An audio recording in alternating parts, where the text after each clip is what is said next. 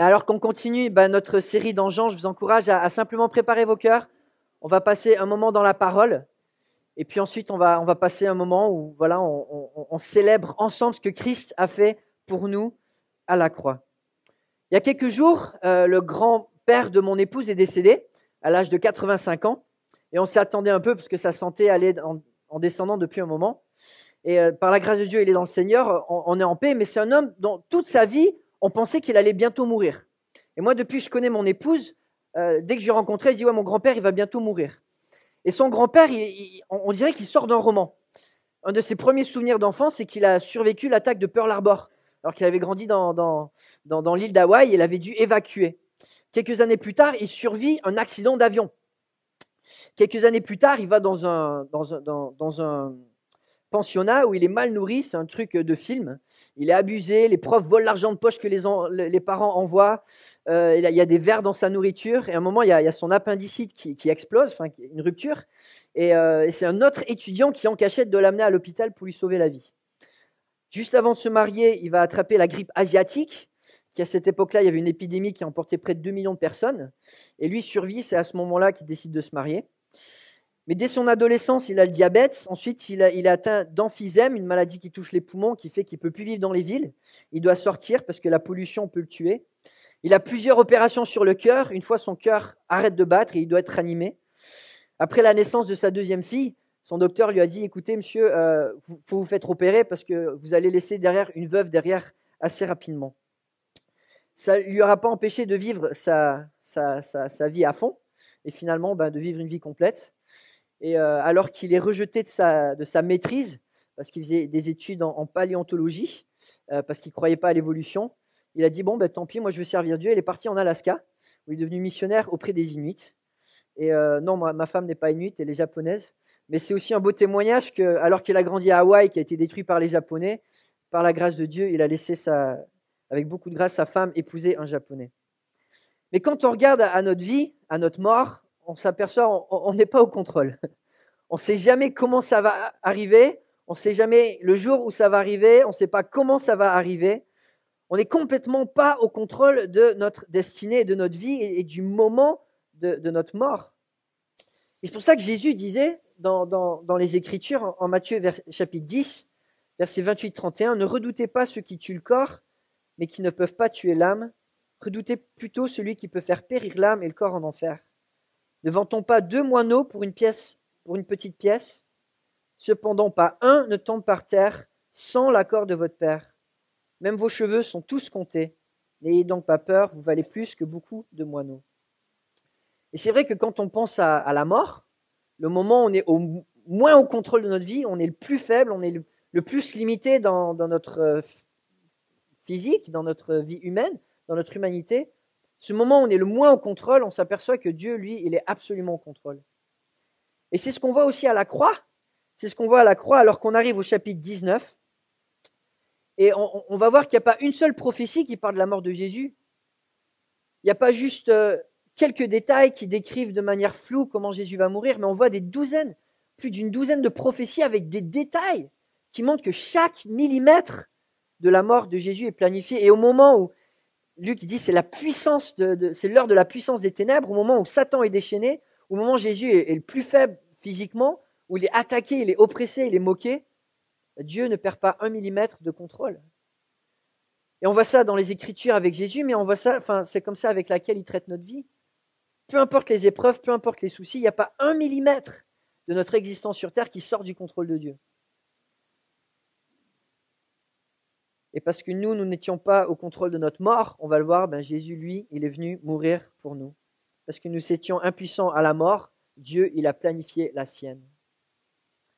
Et on le voit, on l'a vu en Jean 19, les détails qui sont précisés dans les Écritures. La trahison de Jésus, comme on l'a vu. David l'avait déjà annoncé 1000 ans auparavant, même celui avec qui j'étais en paix, en qui j'avais confiance et qui mangeait mon pain, lève le talon contre moi. Et Jésus, on l'a lu lors du repas de la Cène, dénonce Judas. En vérité, je vous le dis, l'un de vous me trahira. Simon-Pierre lui fit donc signe de demander qui était celui dont Jésus parlait. Jésus répondit, c'est celui à qui je donnerai le morceau que je vais tromper. Puis il trempa le morceau et le donna à Judas, fils de Simon l'Iscariote, qui j'ai aussi prédit que Pierre le renierait 3 fois et que le coq chanterait. Et on va voir, c'est hallucinant parce que Jésus connaît tous ces détails. Il connaît toutes ces prophéties dans tous les détails, mais jamais il ne recule. Parce qu'il va à la croix en pensant à nous. Le prix de sa vie. Zacharie avait prophétisé dans un passage qui parle du Messie en tant que berger. Je leur ai dit, si vous le trouvez bon, donnez-moi mon salaire, sinon ne le donnez pas. Alors ils ont pesé pour mon salaire 30 pièces d'argent. L'Éternel m'a dit, jette-les au potier, ce prix magnifique auquel ils m'ont estimé. J'ai donc pris les 30 pièces d'argent et je les ai jetées dans la maison de l'Éternel pour le potier. 30 pièces d'argent, le prix d'un esclave. C'est ce qu'on voit, Judas, qui pour 30 pièces d'argent va livrer Jésus. Alors l'un des 12, appelé Judas Iscariote, alla vers les chefs des prêtres et dit, que voulez-vous me donner pour que je vous livre Jésus? Ils lui payèrent 30 pièces d'argent, comme c'était annoncé. Et puis suite à sa trahison, Judas a des remords. Il revient vers les prêtres avec l'argent en disant, voilà, j'ai livré l'innocent. Et les prêtres reprennent l'argent. Et avec cet argent, ils vont acheter un champ, le champ du potier. Comme est écrit en Matthieu 27, les chefs des prêtres les ramassèrent en disant, il n'est pas permis de le mettre dans le trésor sacré, puisque c'est le prix du sang. Après en avoir délibéré, ils achetèrent avec cet argent le champ du potier pour y ensevelir les étrangers. Et puis, comme on l'a vu la dernière fois, le rejet de Jésus, rejet par la jalousie et la haine du peuple et par l'indifférence de l'homme de loi, Pilate. C'est ce que Ésaïe avait prédit 700 ans plus tôt, en Ésaïe 53, dont nous lirons la plupart des versets aujourd'hui. Verset 8, il a été enlevé sous la contrainte et sous le jugement. Et dans sa génération, qui s'est inquiété de son sort? Qui n'a pas été indifférent? Qui s'est soucié de ce qu'il était exclu de la terre des vivants, frappé à cause de la révolte de mon peuple? Et comme on a vu cette grande révolte du peuple d'Israël, dans cette confession, nous n'avons de roi que l'empereur. Donc voilà, notre empereur, nous, on est dans le système sous César, plus sous Dieu. Le peuple rejette Dieu comme roi, Pilate, l'homme de loi, est indifférent. C'est ce qui était prophétisé. La haine livre l'innocence parfaite au tribunal, mais c'est l'indifférence qui scelle le verdict. Et là, on va regarder aujourd'hui encore dans le déroulé, et c'est ce que Jean a envie de nous montrer. Il a envie de renouveler notre foi, c'est pour ça qu'il écrit son évangile, en nous montrant une douzaine de prophéties qui sont accomplies, qui nous montrent à quel point Dieu est souverain. Il est souverain de tout, même à l'heure de la puissance des ténèbres, même quand le mal se déchaîne, quand la mort sévit. C'est vrai pour la mort de Christ, c'est vrai pour notre mort, c'est vrai pour notre destinée personnelle, comme celle de toute l'humanité. Dieu reste au contrôle de chaque détail, absolument chaque détail. Alors j'invite à ouvrir vos Bibles, on va continuer notre lecture, on est en Jean chapitre 19. Jean chapitre 19.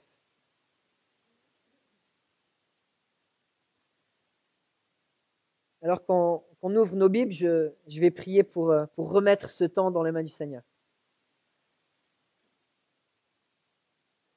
Et Père Céleste, on pense à notre vie, on pense à notre mort, on est si peu au contrôle.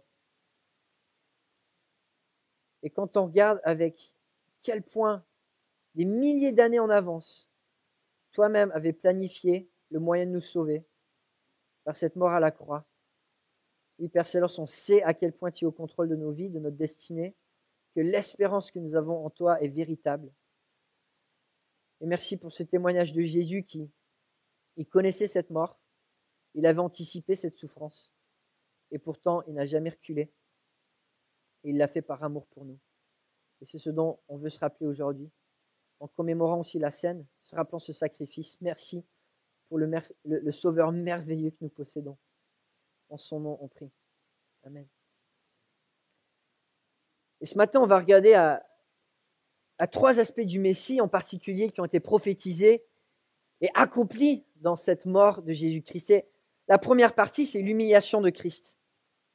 On le voit dans le récit que Jean va décrire, on va le lire, il est moqué, il est torturé, il est rejeté, il est traité comme un traître. Chapitre 19, à partir du verset 17.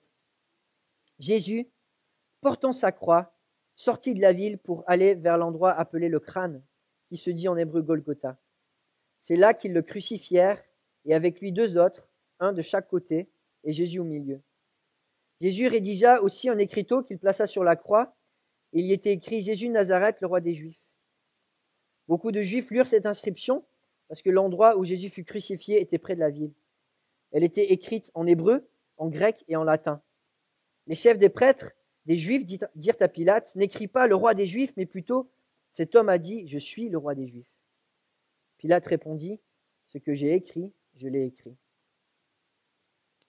Les souffrances du Messie étaient annoncées, étaient prédites. Et le premier aspect qu'on voit de cette humiliation, il est battu, il est fouetté, il est couronné d'épines, il est chargé de sa croix. Jésus prend sa croix, on pense à un morceau de bois qui fait 135 kilos, avec laquelle il va marcher plusieurs kilomètres, vraisemblablement, pour aller à Golgotha, le lieu du crâne, pour être crucifié. Alors je ne vais pas vous repeindre une scène à la Mel Gibson, mais on connaît les détails.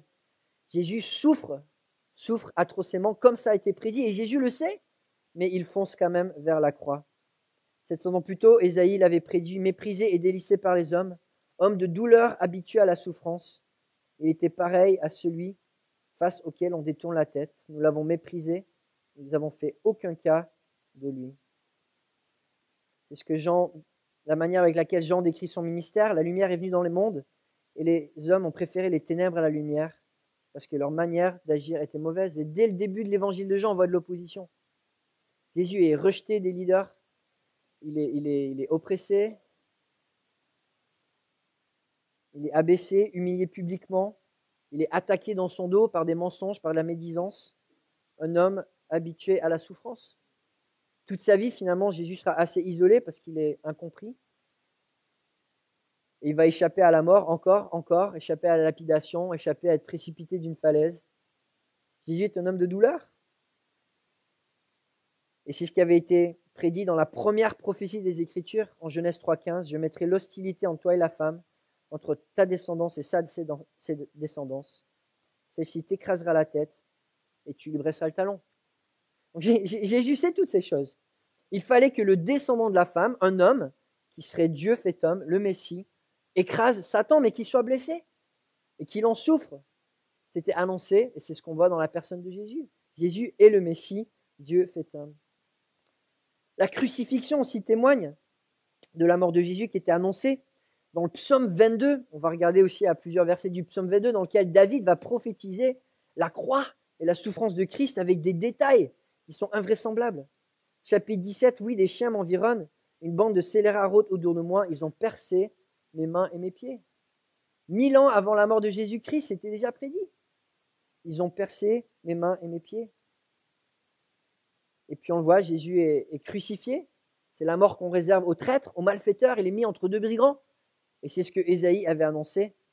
Voilà pourquoi je lui donnerai sa part au milieu de beaucoup. Il partagera le butin avec les puissants, parce qu'il s'est dépouillé lui-même jusqu'à la mort et qu'il a été compté parmi les criminels, parce qu'il a porté le péché de beaucoup d'hommes et qu'il est intervenu en faveur des coupables. Jésus a été livré comme un criminel, comme un traître. Et c'était le sort que les Romains réservaient au pire des criminels, au pire des traîtres, c'était la croix, le pire châtiment possible. Jésus le sait et il y va. Il le sait, il l'annonce à ses disciples pendant tout son ministère. Il n'y a plus rien.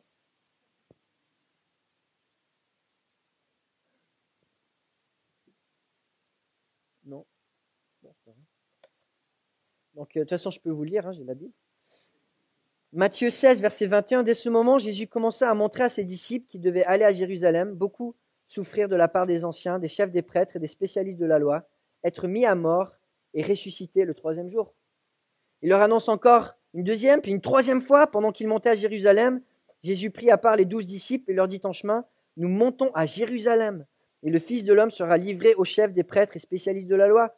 Ils le condamneront à mort, ils le livreront aux non-juifs pour qu'ils se moquent de lui, le fouettent et le crucifient. Le 3e jour, il ressuscitera. » Jésus annonce le lieu de sa mort, il annonce le moyen de sa mort, il annonce la moquerie et les crachats qui vont venir avec sa mort. Matthieu 26, 1 et 2, lorsque Jésus est fini de donner toutes ces instructions, il dit à ses disciples, vous savez que la Pâque a lieu dans 2 jours et que le Fils de l'homme sera arrêté pour être crucifié. Et de manière indirecte, dans tout l'évangile de Jean, il est écrit en Jean 12, 32-33, entre autres. Et moi, quand j'aurai été élevé de la terre, langage symbolique pour la crucifixion, j'attirerai tous les hommes à moi. Par ces paroles, il indiquait de quelle mort il allait mourir. Jésus va parler de sa glorification, il va parler qu'il doit être élevé à plusieurs reprises dans l'évangile de Jean. Enfin, il sait ce qu'il attend et il le prophétise, c'est annoncé. La mort de Christ, elle est planifiée par Dieu. Et puis on continue avec la moquerie du Messie. Ésaïe décrit non seulement sa mort, mais le contexte avec la moquerie, le rejet, les crachats. On lit en Ésaïe 50, verset 6, « J'ai présenté mon dos à ceux qui me frappaient et mes joues à ceux qui m'arrachaient la barbe. Je n'ai pas caché mon visage aux insultes et aux crachats. » David, psaume 22, 1000 ans plus tôt, « Mais moi je suis un ver et non un homme, la honte de l'humanité, celui que le peuple maîtrise. Tous ceux qui me voient se moquent de moi. Ils ricanent, ils hochent la tête. Recommande ton sort à l'Éternel. L'Éternel te sauvera, il le délivrera puisqu'il l'aime. » C'est ce que les criminels vont lui dire. C'est ce que les gens sur la route de la croix vont lui dire en lui crachant au visage, en se moquant de lui. Tout ça, ça a été planifié par Dieu. Le trajet de la croix, c'est les crachats, c'est les insultes. Et puis, comme on le lit, le procès de Jésus, c'est une moquerie. Il n'y a pas de charge, il n'y a même pas de verdict. Pilate, il écrit au-dessus de la croix, là on plaçait le verdict, le roi des Juifs. Ce n'est pas une cause pour être puni de mort. Mais le procès de Jésus, comme on l'a vu, c'est un procès illégal. Et c'est une moquerie totale. Et Jésus, même sa vie, elle est traitée en moquerie, sa mort est traitée en moquerie.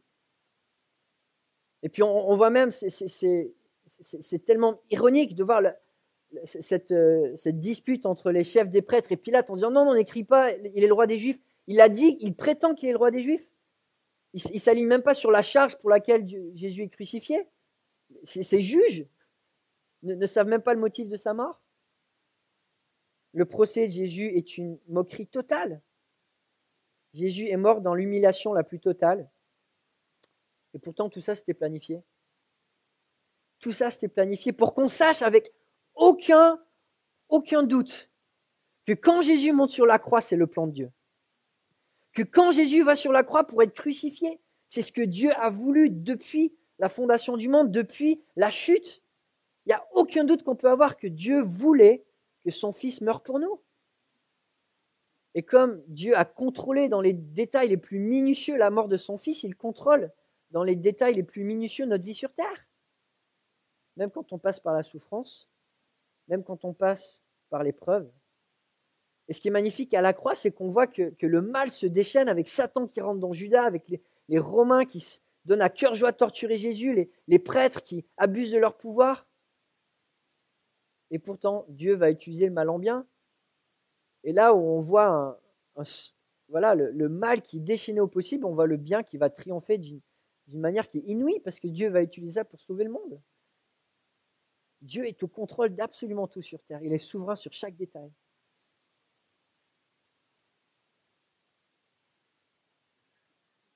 Jean continue en nous décrivant le dépouillement du Messie. C'était prophétisé que le Messie serait dépouillé. Dépouillé de son humanité, dépouillé de sa justice, dépouillé de sa vie. Jean 19, versets 23 à 30. Après avoir crucifié Jésus, les soldats prirent ses vêtements et en firent 4 parts, une pour chaque soldat. Ils prirent aussi sa tunique qui était sans couture, d'une seule pièce, depuis le haut jusqu'en bas. Ils se dirent entre eux, ne la déchirons pas, mais tirons au sort pour savoir à qui elle sera. C'est ainsi que s'accomplit cette parole de l'Écriture. Ils se sont partagés mes vêtements, ils ont tiré au sort mon habit. Voilà ce que firent les soldats. Près de la croix de Jésus se tenait sa mère, la sœur de sa mère, Marie la femme de Clopas et Marie de Magdala. Jésus vit sa mère et près d'elle le disciple qu'il aimait. Il dit à sa mère, « Femme, voici ton fils. » Puis il dit au disciple, « Voici ta mère. » Dès ce moment-là, le disciple l'a pris chez lui. Après cela, Jésus, qui savait que tout était accompli, dit, afin que l'Écriture se réalise pleinement, « J'ai soif. » Il y avait là un vase plein de vinaigre. Les soldats en remplirent une éponge, la fixèrent à une branche d'hysope et l'approchèrent de sa bouche. Quand Jésus prit le vinaigre, il dit, « Tout est accompli. » Puis il baissa la tête et rendit l'esprit. Jésus est dépouillé. Il est dépouillé d'absolument tout. Il est dépouillé de ses vêtements, comme David l'avait prédit. Oui, des chiens m'environnent.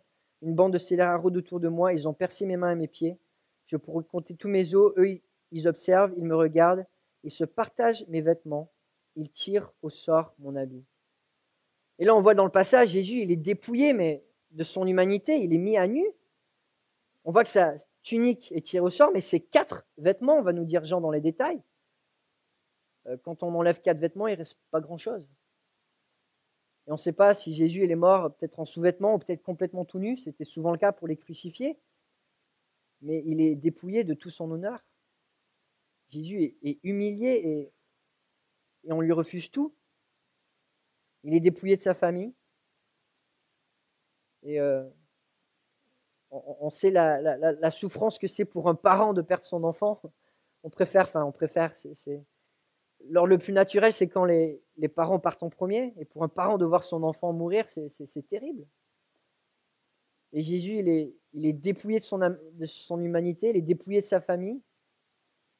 Et il dit à sa mère, voici le disciple qu'il aime. Donc c'est Jean, je pense, qui part de lui-même avec humilité.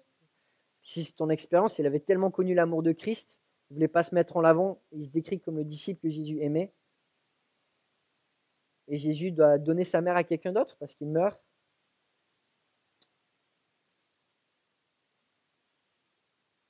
Toute son humanité est dépouillée et c'est ce qui était prédit, une fois de plus, en Ésaïe.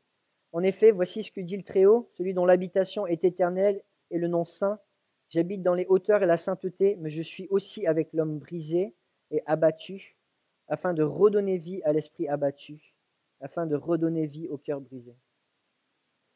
Jésus a vécu pleinement notre abattement.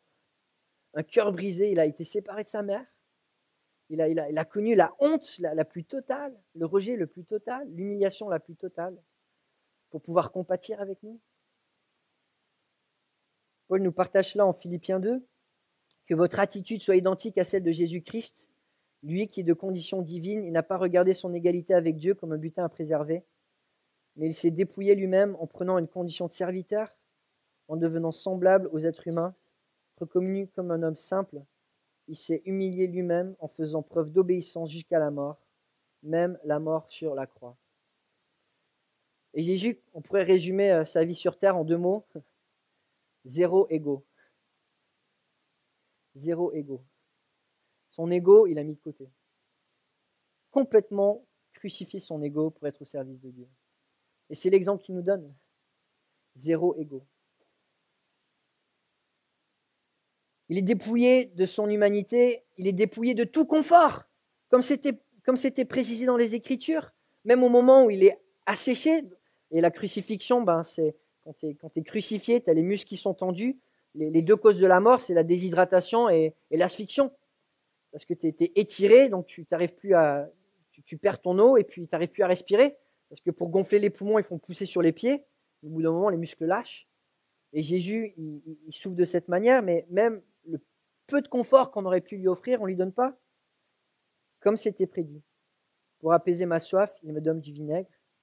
Et encore, au psaume 22, mes forces s'en vont comme l'eau qui s'écoule, et tous mes os se disloquent. Mon cœur est comme de la cire, il se liquéfie au fond de moi. Ma force se dessèche comme l'argile, et ma langue s'attache à mon palais. Tu me réduis à la poussière de la mort. Et si ça ne suffit pas, Jésus est aussi dépouillé de toute sa justice. Il est dépouillé de sa justice, et ça c'est le message de l'Évangile. Que Jésus a été dépouillé de sa justice pour que nous puissions être revêtus de sa justice.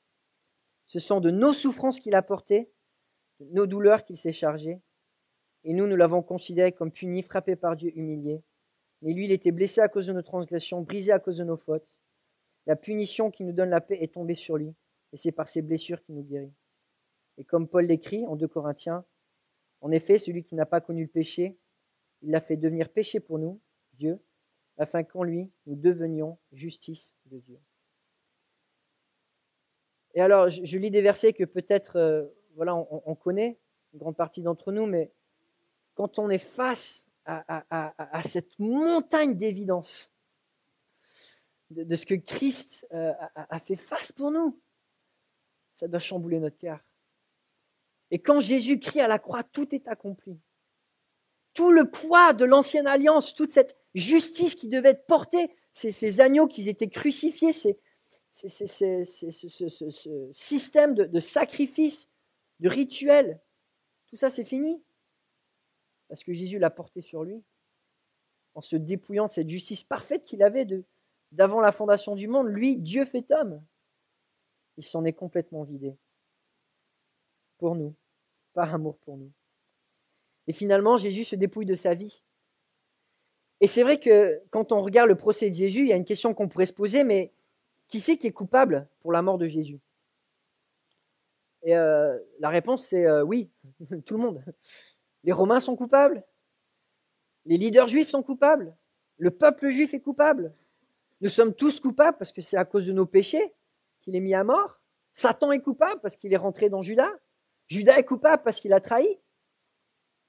On a lu aussi en Ésaïe que Dieu est responsable aussi parce que ce sont de nos fautes pour lesquelles il a été puni. Mais dans son évangile, Jean nous dit aussi que Jésus est responsable pour sa mort. En Jean 10, versets 17 et 18, « Le Père m'aime parce que je donne ma vie pour la reprendre ensuite.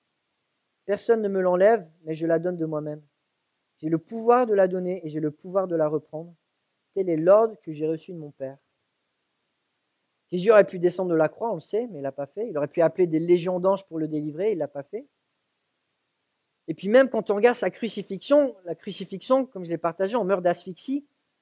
Et pourtant, Jésus, à la fin, va crier d'une voix forte, on lit dans les évangiles, tout est accompli. Il va jusqu'à la dernière bouchée d'air, il va se donner. Et puis il est écrit qu'il rend l'esprit. Jésus choisit lui-même, finalement, de rendre l'esprit, de se donner jusqu'au bout pour mourir, d'arrêter de résister, Jésus s'est livré lui-même et il s'est dépouillé jusqu'à la dernière bouffée d'oxygène. Et encore une fois, une montagne de détails que Dieu a prédit d'avance. Au moment où Jésus semble le plus faible, le plus apaisé, au moment de sa mort, une fois de plus, on voit que Dieu est au contrôle de chaque millimètre de sa vie. Et cette mort, Jean nous en donne le sens, un sacrifice de substitut. C'était l'image de la Pâque, un agneau était offert à la place du peuple. On imposait nos mains sur l'agneau qui nous représentait. Il était tué pour que nous, on ne soit pas tués, pour le peuple juif. Et Jésus, il meurt le jour de la Pâque. C'est ce qu'il a planifié, c'est ce qui se passe. Jésus sait qu'il vient mourir à notre place. Et c'est ce que Jean nous décrit en continuant la lecture de notre passage. C'était la préparation de la Pâque et ce sabbat allait être un jour solennel. Craignant que les corps ne restent en croix pendant le sabbat, les Juifs demandèrent à Pilate qu'on brise les jambes aux crucifiés et qu'on enlève les corps. Les soldats vinrent donc briser les jambes des premiers, puis du second des condamnés qui avaient été crucifiés avec Jésus. Quand ils s'approchèrent de lui, ils virent qu'il était déjà mort et ils ne lui brisèrent pas les jambes. Mais un des soldats lui transperça le côté avec une lance et aussitôt il en sortit du sang et de l'eau. Celui qui a vu ces choses en rend témoignage et son témoignage est vrai. Il sait qu'il dit la vérité afin que vous croyiez aussi. En effet, c'est arrivé afin que ce passage de l'Écriture soit accompli. Aucun de ces os ne sera brisé. Ailleurs encore, l'Écriture dit, ils verront celui qu'ils ont transpercé. Sacrifice de substitut. On devait avoir quelqu'un qui meurt à notre place. Et ça, quand on y réfléchit, on le comprend. Parce qu'on ne veut pas porter nos propres fautes. On cherche toujours des boucs émissaires. Et ce qui est frappant, c'est que même dans notre être humain, on comprend ce système. Si ça vous arrivait de vous couper, une fois qu'on a une plaie, quand la plaie est ouverte, qu'est-ce qui sort de la plaie? Un peu de liquide, du pus. Et ce liquide, c'est quoi? C'est des globules blancs qui sont morts pour combattre l'infection. Dans notre corps, on survit nous-mêmes parce qu'il y a du sacrifice de substitution. Les globules blancs sacrifient leur vie pour combattre l'infection. Et Jésus, c'est ce qu'il a fait. Il a sacrifié sa vie à la croix pour combattre l'infection du péché. Il s'est donné lui-même parce qu'on était coupable, on était infecté par le péché. Jean-Baptiste l'avait prédit. Voici l'agneau de Dieu qui enlève le péché du monde. Et Ésaïe, il était blessé à cause de nos transgressions. brisé à cause de nos fautes. La punition qui nous donne la paix est tombée sur lui, et c'est par ses blessures que nous sommes guéris. Nous étions tous comme des brebis égarées, chacun suivait sa propre voie, et l'Éternel a fait retomber sur lui nos fautes à tous. Il a été maltraité, il s'est humilié et n'a pas ouvert la bouche. Pareil à un agneau qu'on mène à l'abattoir, à une brebis muette devant ceux qui l'attendent, il n'a pas ouvert la bouche. On l'a vu dans le procès de Jésus, il n'ouvre pas la bouche.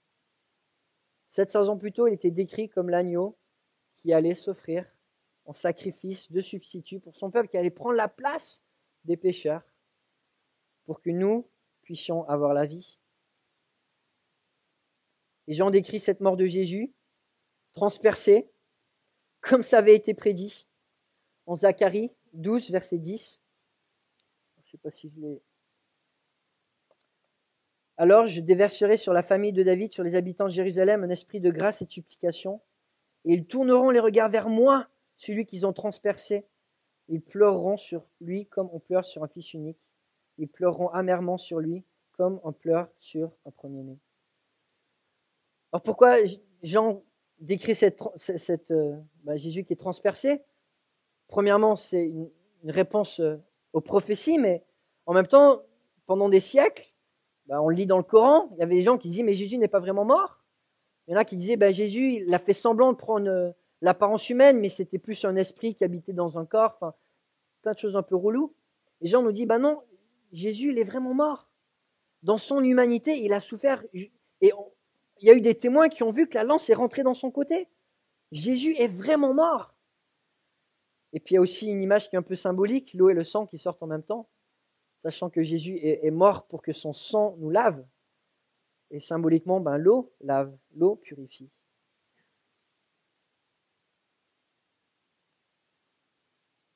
Et Jean finit avec cette dernière trace d'évidence. On a mis son tombeau parmi les méchants, sa tombe avec les riches, comme le prophétise Ésaïe, alors qu'il n'avait pas commis de violence et qu'il n'avait pas eu de tromperie dans sa bouche. Et Jésus va être enterré dans un tombeau de riches, de la manière des riches, avec de nombreux aromates, des grands parfums, une grande somme, par des hommes riches, des hommes puissants, Joseph d'Arimathée, Nicodème. Après cela, Joseph d'Arimathée, qui était disciple de Jésus, mais en secret par crainte des chefs juifs, demanda à Pilate la permission d'enlever le corps de Jésus. Pilate le lui permit. Il vint donc et enleva le corps de Jésus. Nicodème, l'homme qui auparavant était allé trouver Jésus de nuit, vint aussi. Il apportait un mélange d'environ 30 kilos de myrrhe et d'aloès. Ils prirent donc le corps de Jésus et l'enveloppèrent de bandelettes avec les aromates, comme c'est la coutume d'ensevelir chez les Juifs. Or, il y avait un jardin à l'endroit où Jésus avait été crucifié, et dans le jardin un tombeau neuf où personne n'avait encore été mis. Ce fut là qu'ils déposèrent Jésus, parce que c'était la préparation de la Pâque des Juifs, et que le tombeau était proche. Et là, on voit l'ironie, que ceux qui étaient publics avec Jésus et qui publiquement montraient son amour pour lui, ses disciples, le moment de sa mort, vont se cacher, alors que ceux qui publiquement étaient cachés, ils vont se mettre à découvert, ils vont prendre le courage de s'afficher, de s'identifier à Christ, malgré les risques, et de prendre soin de lui pour son ensevelissement et sa sépulture. Comme on le voit dans la manière dont Jean décrit les faits, il y a une montagne de prophéties et d'évidences, de preuves, qui pointaient vers le sacrifice de Christ à la croix. C'est ce que Dieu voulait pour nous. Et c'est incontournable. Dieu est venu sur terre. Il l'a annoncé, il l'a précisé pour nous. Il a fait face à la croix pour nous, par amour pour nous. On va partager dans les moments qui viennent la scène. On va d'abord chanter un chant. Et puis on va avoir un moment de prière, de recueillement pendant lequel on va commémorer ce que Christ a fait pour nous. Un moment où on vous encourage de prier à haute voix, votre reconnaissance, vos prières, peut-être des versets, peut-être un chant que vous avez à cœur. Et si votre cœur n'est pas en règle avec Dieu, de s'abstenir de la scène. On va passer les éléments, on veut se rappeler ce que Christ a fait pour nous. On veut se rappeler ce que Christ a fait pour nous. Prions ensemble.